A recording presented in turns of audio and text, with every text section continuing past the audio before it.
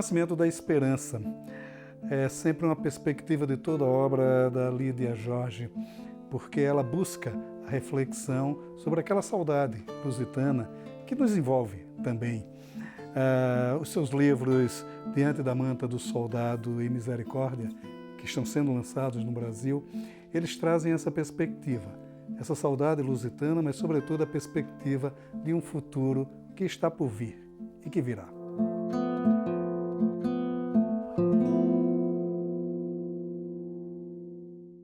Lídia, vamos falar de Diante da Manta do Soldado, que é um romance muito tenso, mas eu queria antes falar um aspecto que me empolga muito, me inquieta muito, que é a atual literatura portuguesa. Acho que ela está numa dinâmica muito grande, muito intensa. Como é que está esse panorama literário português no momento? Bem, neste momento há de facto um grande movimento, um grande número de publicações, e eu diria que há praticamente três espécies literárias, digamos assim. Uma que é de escritores muito jovens, que são muito viajados, que fazem do mundo toda a sua casa e que têm uma literatura, eu diria, global, uma literatura internacional. Os temas são temas da atualidade e que podem passar, a ação tanto se pode passar num país como noutro, porque de facto apanham o espírito do tempo. Há os outros que têm mais a ver com aquilo que é o espírito da nossa língua, do português propriamente, e que desenvolvem uma tradição de partir daquilo que é o sentimento português de estar no mundo, a sua evolução perante a modernidade, mas com a roupagem literária própria daquilo que é a característica fundamental da literatura portuguesa, que é sobretudo uma literatura que ainda agarrada, eu diria ainda não, felizmente agarrada àquilo que é o aspecto litúrgico da nossa narrativa. Há um aspecto litúrgico, um aspecto poético da narrativa que nos distingue bastante. Depois há a literatura ligeira, digamos, e que é um grande número de literatura ligeira que complica bastante aquilo que é um mercado que é pequeno, não é? Mas que, de certa forma, enche praticamente as livrarias e que não passa sequer pela crítica literária, mas que, junto dos editores e, sobretudo, junto do público, tem um grande alcance. E, portanto, nós estamos, digamos, numa situação de paradoxo, em que o que é melhor muitas vezes não é o que é mais próximo. Agora, diria também que, para além de tudo isso, do ponto de vista da poesia, há poetas absolutamente extraordinários em Portugal. E a poesia em Portugal é reconhecida, é lida, move pessoas, move públicos, e isso é interessante, é uma característica nossa. Vocês continuam honrando Miguel Torga, Augustina Bessa, Luiz Bessa, né, que são grandes nomes, né, muito bonitos. Diante da Manta do Soldado é um livro curioso, porque ele traspassa o tempo em Portugal. Ele começa lá nos anos 40, né, e ele vem desenvolvendo, vem numa evolução da linhagem, né. Mas o que me chama a atenção é que a protagonista, a que se impõe como protagonista, ela não é a protagonista, mas ela a filha do Walter, né? Ela se impõe como protagonista da narrativa pelo tanto que ela vai colhendo dessas famílias. Né? Quer dizer, é um personagem complexo também, não é? É uma personagem que não tem nome, não é? Sim. Portanto, ela no fundo é a voz literária do livro, não é? E ela narra praticamente 50, 60 anos de um país a partir de uma família, não é? Uma família que é uma espécie de metáfora da nossa diáspora, não é? Esse livro, ele teve um prémio europeu importante e na altura em que foi enfim, que foi entregue o prémio, houve um discurso muito interessante de um romeno, que é um país que está do outro lado da Europa, e que disse alguma coisa de que eu não tinha pensado. Ele disse que era um livro sobre a diáspora dos povos do sul da Europa, feita e constituída por aqueles que não tinham tido o grande sucesso, o sucesso material. E, portanto, aqueles ficaram anónimos, os que não criaram uma grande casa, os que não criaram uma grande empresa, mas que viveram a vida e que foram o suporte de muito da construção da América Latina, da construção do Canadá, da construção dos Estados Unidos da América, mas, digamos, foram a carne e os ossos dessa construção, se não tendo um nome, não tendo deixado um nome. E, portanto, esse livro é isso. E, sobretudo, sendo uma família que é uma família típica, saída do Estado Novo, digamos, é alguma coisa que ainda está hoje visível em Portugal, porque há heranças dessa estrutura familiar e dessa estrutura que não passa, e eu diria também que há estruturas que são eternas, tanto quanto a eternidade humana existe. E, portanto, é um livro com as relações de poder muito, muito, muito vivas.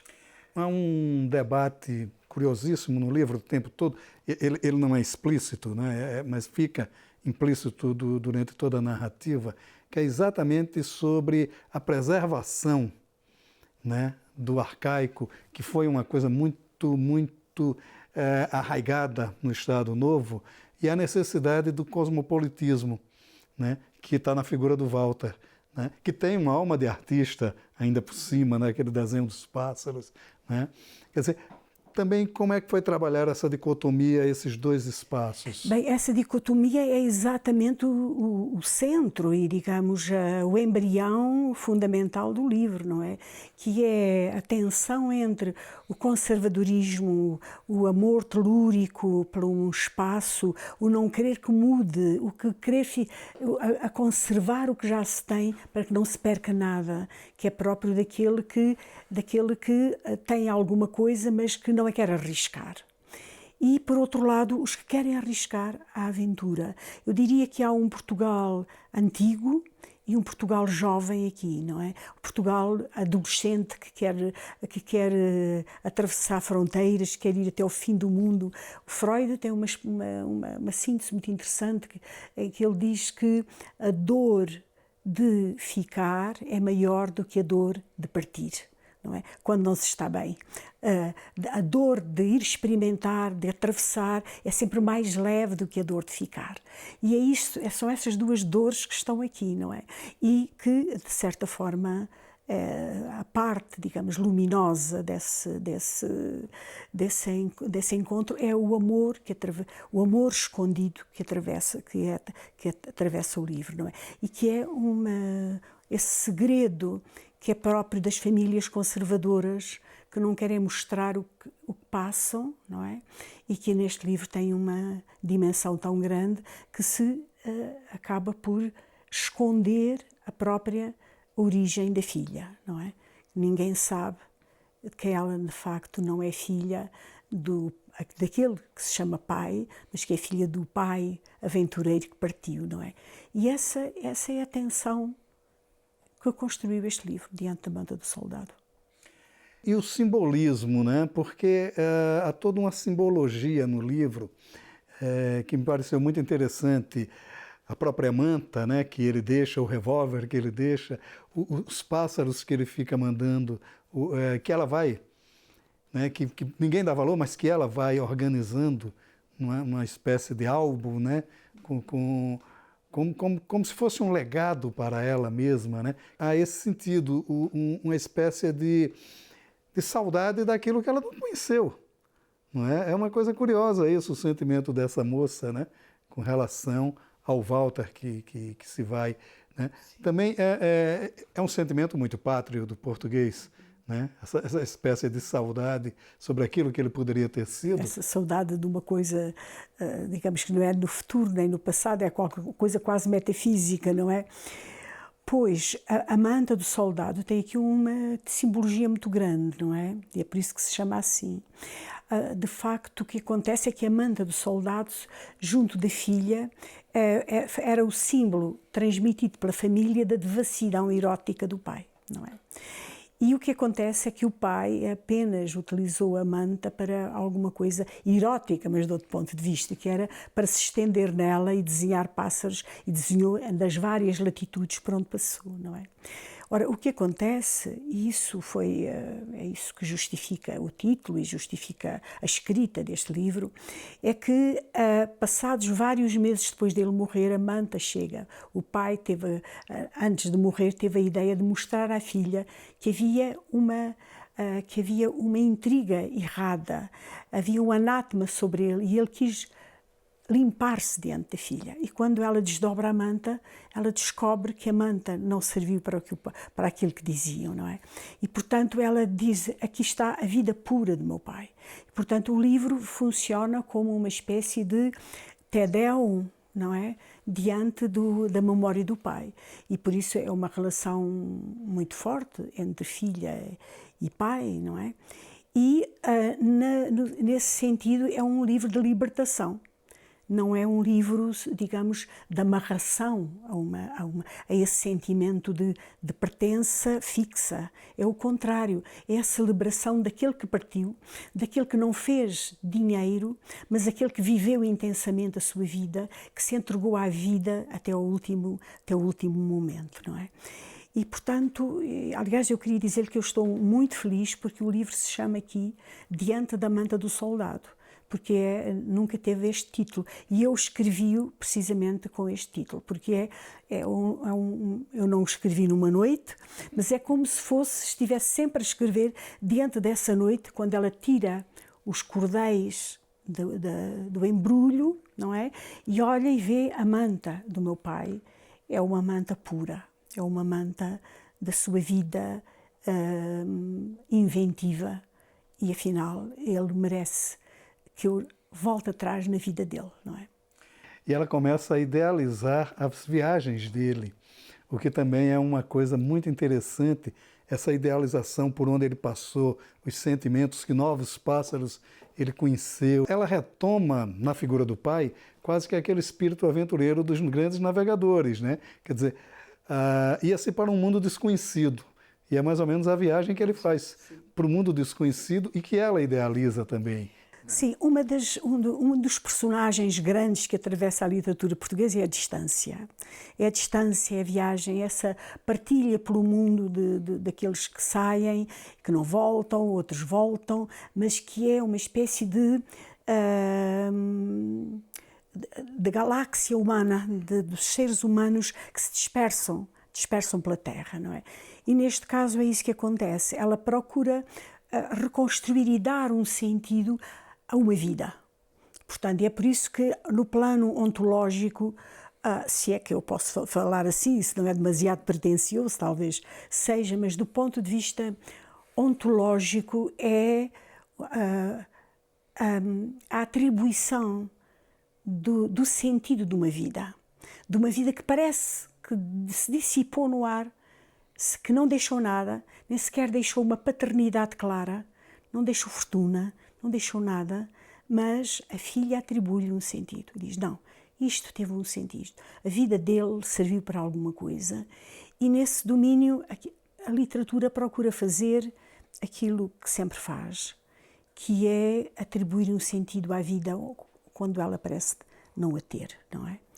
E, nesse ponto de vista, talvez eu tenha aí cumprir alguma coisa. Eu senti muito no livro uma coisa interessante, que é o sentimento Lusíada, né? Quer dizer, o Walter não constrói nada, até porque o que se tem de notícia dele é muito obscuro, muito disperso, né?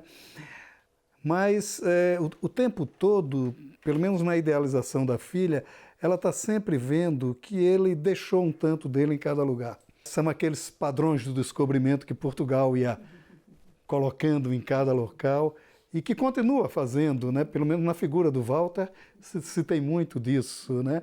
Eu não sei se foi essa a sua intenção, mas não fica essa defesa do lusitanismo em cada lugar que ele chegava? Eu acho que se pode ver assim. Quando eu escrevi, não pensei nisso, não é? Pensei a partir de uma verdade, não é? Porque o Walter Dias não é só Walter Dias, é uma população inteira, não é? Que daquela época que fez um mundo e que, portanto, os padrões dos descobrimentos desta geração, às vezes era apenas construir um bar. Não é? Às vezes era apenas construir uma casa de ferramentas, era apenas vender água, era apenas, como eu vi, através da África, muitas vezes, criar uma cantina lá no fim do mato, lá no fim da montanha, lá no fim de uma planície junto a um rio turbulento e escuro até. E lá estava uma pequena loja com roupas cá fora de um português, não é? Isso talvez também tenha a ver muito com uma experiência pessoal que eu tive, que o meu pai foi viajante, era caixeiro viajante, não é? E, portanto, foi caixeiro viajante em África.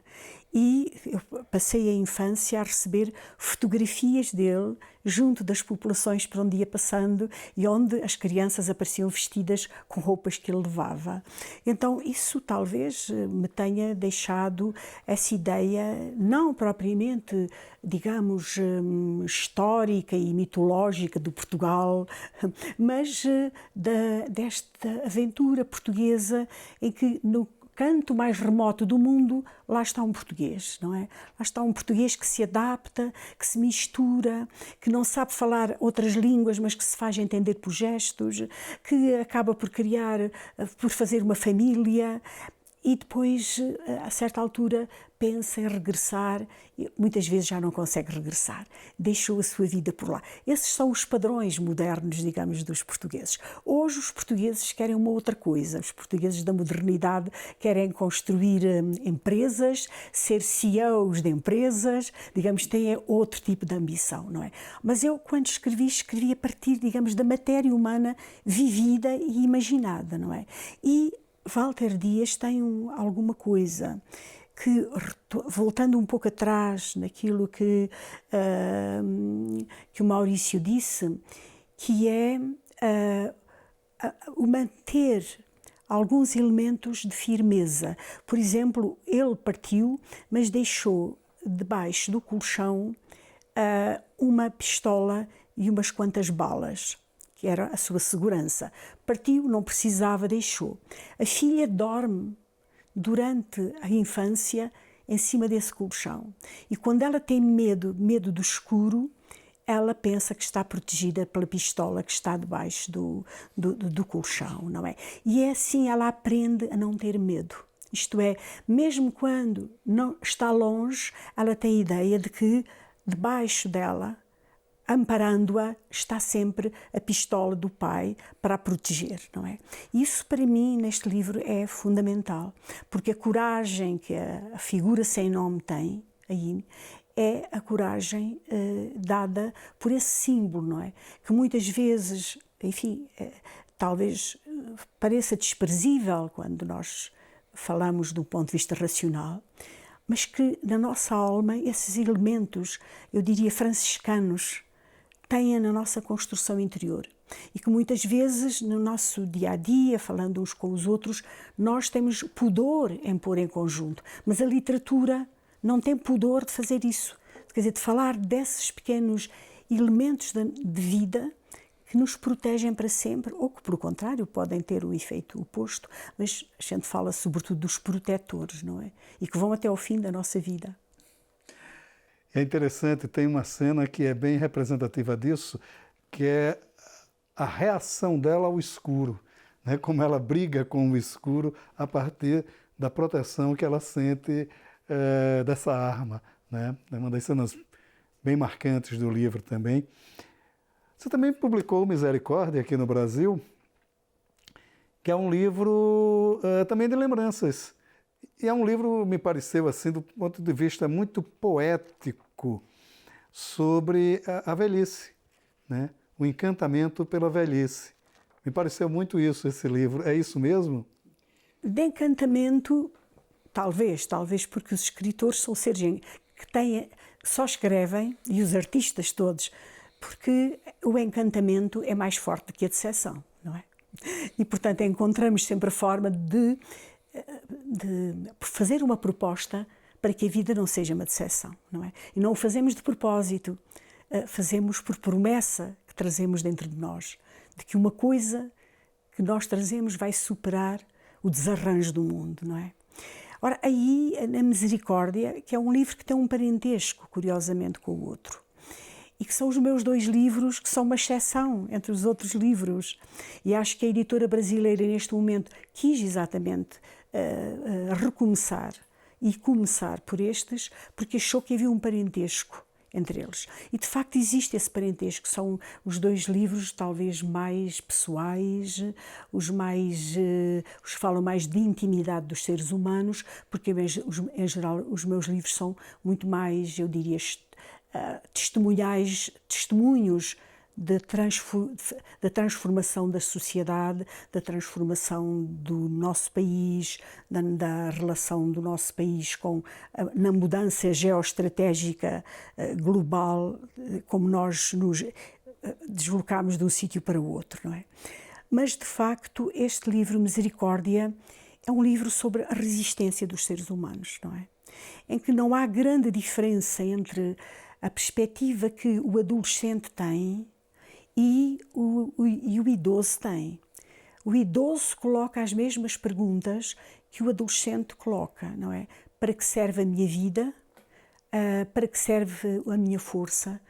O adolescente diz, para que vai servir o meu futuro? E o idoso diz, para que serviu o meu passado, não é? Mas colocam as mesmas questões, não é? E aí, neste caso, é uma visita ao sítio onde estão 70 pessoas, não é? Que viveram a maior parte já da sua vida e que são, digamos assim, instigados perante os últimos anos de vida a questionar-se para que é que serviu a minha vida, não é? E os mais ativos, aqueles que não perderam a memória, como é o caso de Dona Alberti, resistem até ao fim da vida. Resistem e não querem abdicar de viver até o último instante. Para eles, a eternidade é a existência vivida em pleno, não é?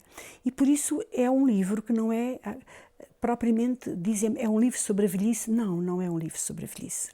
É um livro sobre a síntese da vida. Quando eu o publiquei, um amigo da Lusa, um jornalista da agência de noticiosa portuguesa, telefonou-me para fazer uma notícia e disse, Lídia, então você agora escreveu, o que é que lhe se passou pela cabeça? Escreveu um livro sobre a morte, sobre os velhos e sobre a morte. E eu disse, não foi. Eu escrevi um livro sobre o fulgor da vida. E este é um livro sobre o fulgor da vida. E por isso eu acho interessante que muitas pessoas tenham um pouco de medo de iniciar este livro que se chama Misericórdia, pensando, é um livro que se passa lá naquele sítio. E entendem que aquele sítio, isto é, o sítio onde estão as pessoas idosas, já como uma leprosaria. Nem querem passar perto. Têm medo de que aquele pode ser o meu destino e eu não quero aquele destino. É errado. É errado. Este livro é escrito para que não se tenha medo de entrar lá. Nós já estamos todos lá. Nós nascemos para isto. E isso é, digamos, o tema, no fundo, deste livro, que é uma meditação sobre a vida, mas que tem todo o espaço, acho eu, de diálogo sobre os nossos encontros que têm o humor, que têm sentimento amoroso até a última página da nossa vida, que têm erotismo, que têm drama, que têm violência e ao mesmo tempo têm misericórdia, têm caridade e têm o seu oposto. Digamos, é um palco por onde passa, eu diria, protótipos da humanidade. É interessante, é um livro exatamente isso, de referência à vida, né? É uma coisa interessante. E agora, Lídia, o que é que você está fazendo? Como é que você está do seu trabalho? Porque você nunca para, né? A gente nunca para, não é? Nós nunca paramos, não é? Nós somos como a Dona Alberti. Exato. Não, eu vou retomar um livro que estava a escrever quando a Misericórdia se impôs, não é? Porque Misericórdia foi um livro de imposição, não é? O título foi um título que a minha mãe me legou como uma espécie de obrigação e eu procurei cumprir. Mas vou retomar o livro que eu estava a escrever e que me é muito caro.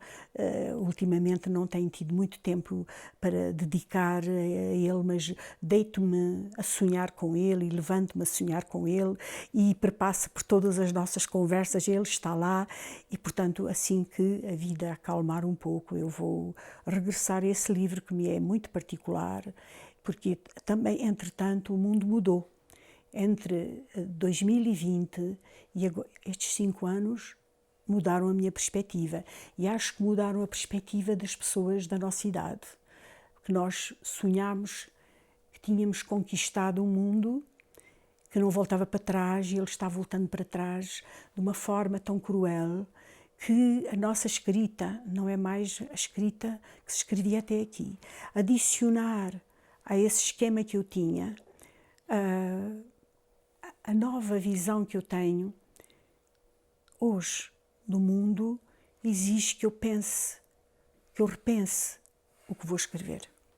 Porque alguma coisa se alterou de substancial. Não se alterou a minha esperança, mas alterou-se a circunstância, não é? E, portanto, vou ter de voltar aí, digamos, com pés de lã, para ver o que é que ficou de lá de trás e como é que eu posso prosseguir. Ótimo, maravilha. Lídia, muito obrigado pela sua participação aqui no Leituras, uma conversa sempre muito agradável com você. Muito obrigado. Eu é que agradeço. Muito obrigada.